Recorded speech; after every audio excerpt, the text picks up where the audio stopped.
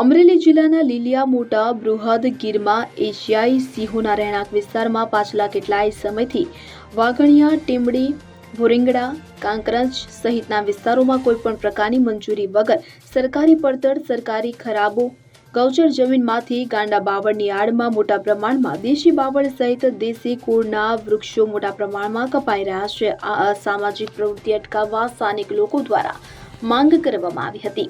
તેમ છતાં જવાબદાર તંત્ર આંખ આડા કાન કરી રહ્યું છે.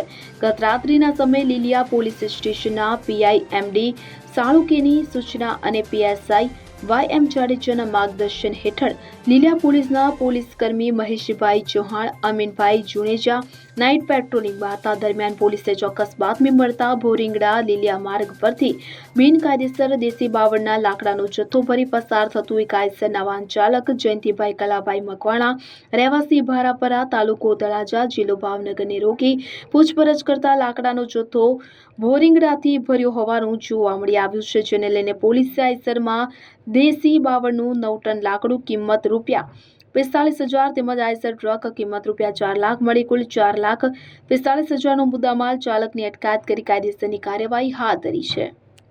મેહુલ ત્રિવેદી, અમરેલી.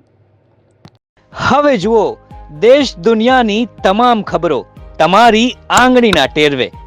ઉઠાવો મોબાઈલ અને ગૂગલ પ્લે સ્ટોર પરથી ડાઉનલોડ કરો અમારી CN24 ન્યૂઝ મોબાઈલ એપ.